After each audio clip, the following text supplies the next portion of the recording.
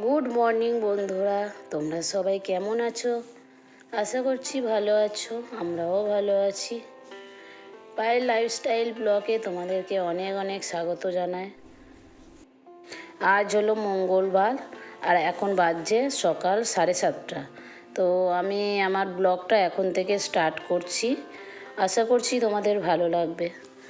তো দেখো, আমি সকালবেলা বাসি কাপড় ছেড়ে ঠাকুরঘরে গেছিলাম, তারপরে গোপুসোনাকে তুলে দিলাম, দিয়ে চলে এসেছি রান্নাঘরে।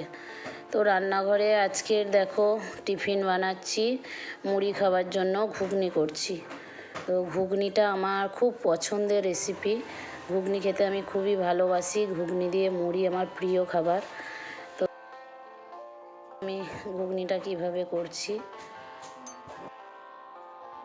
ঘুগনিটা আদা রসুন পেঁয়াজ টমেটো দিয়ে করছি, আর একটুখানি চিনি দিয়েছি, কালারটা ভালো আসবে, আর শেষে ধনেপাতা দিয়ে দিলাম। আর সকালে টিফিন বানিয়ে তারপরে চলে এসেছি ঘরের কাজকর্মগুলো করতে।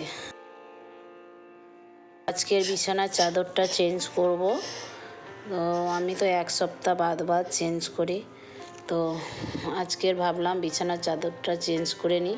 আর আজকে মেঘ করে আছে, আজকের আর কাচবো না, অন্য চাদর পেতে দেব।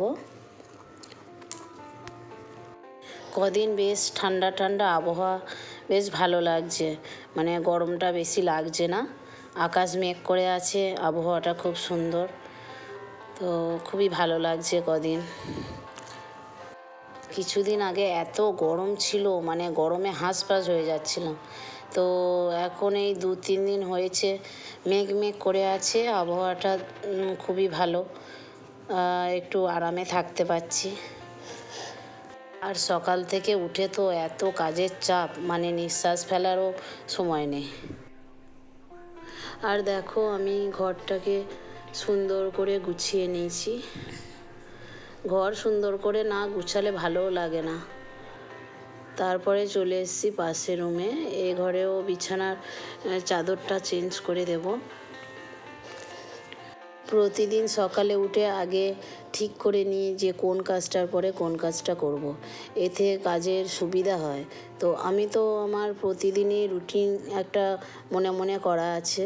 তো আমি তোমরা তো দেখো, আমি ঘুম থেকে উঠে আগে বাসন মেজে নিই, তারপরে কাপড় ছেড়ে ঠাকুর ঘরে আসি, ঠাকুর ঘর থেকে রান্নাঘরের কাজ সেরে নিই, রান্নাঘরে যদি টিফিন বানাতে হয় সেগুলো করে নিই, তারপরে ঘর পরিষ্কার করতে আসি। তো এরপর পরপর এভাবে কাজ স্টেপ বাই স্টেপ ভাগ করে নিলে কাজের সুবিধা হয়, টাইমের মধ্যে সব করা যায়। দেখো, এ ঘরটাও আমি ঝেড়ে পরিষ্কার করে নিয়েছি, সব গুছিয়ে নিয়েছি। দেখো, রনি একবার এসছিল জ্বালাতে আমাকে কাজের ফাঁকে, তো ওকে বললাম বাইরে গিয়ে খেল, তো বাইরে চলে গেছে।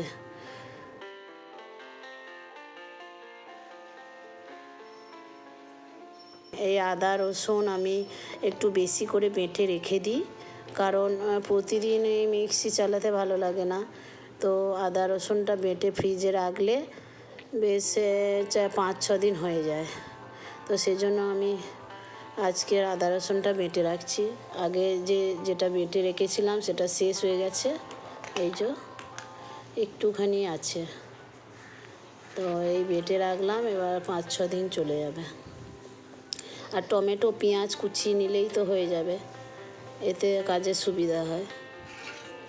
আর এদিকে দেখো, আমি দুপুরে রান্না করে ফেলেছি, ভাত, আর এটা হয়েছে কলমি শাক ভাজা, রসুন ফোড়ন দিয়ে কলমি শাক ভাজা হয়েছে, আর আলু আর এঁচোড়ের তরকারি মাখা মাখা, আর করেছি এটা ওই মাছের টক করেছি।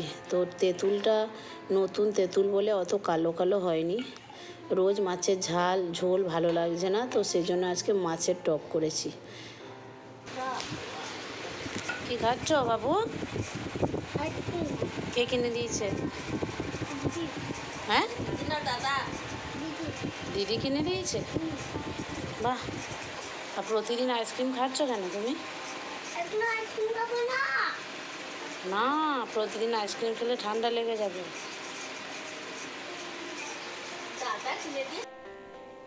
আর বিকেলবেলা দিদি এসছে আমাদের বাড়িতে। ও মাঝে মাঝে চলে আসে, বেশি দূর বাড়ি নয়, এখান থেকে মানে টোটোতে চাপলে 10 মিনিটের রাস্তা। আর আমি দিদির সঙ্গে একটু বাজার বেরোচ্ছি। দিদি বাজারে কিছু কিনবে, কয়েকটা জিনিস, তো সেজন্য বললো আমার সঙ্গে চলো।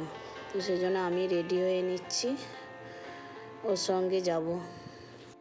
আমারও কয়েকটা জিনিস কেনার আছে। ভাবছি যে গোপালের একটা মুকুট নেব রূপোর। ওর একটা রূপোর মুকুট আছে, তো মুকুটটা কেমন বেঁকে গেছে আর কালো হয়ে গেছে, তো সেই জন্য ভাবছি যে একটা মুকুট নিয়েই নিই গোপুর জন্য। আর বাজার থেকে ঘুরে এসে তো ভাবলাম একটুখানি নিজের দিকে তাকাই, নিজের একটু রূপচর্চা করে নিই। তো সেই জন্য দেখো আমি একটু ঘরোয়া টিপস বানাচ্ছি, তো তোমাদের ভালো লাগলে তোমরাও করে দেখতে পারো, খুবই উপকারী। দেখো আমি 1 চামচ বেসন নিলাম, 1 চামচ চালের গুঁড়ি, আর 1 চামচ কফি নিয়েছি, আর একটুখানি 1 চিমটা হলুদ নিয়েছি। তো এইটাকে একটু জল দিয়ে মেখে নেব।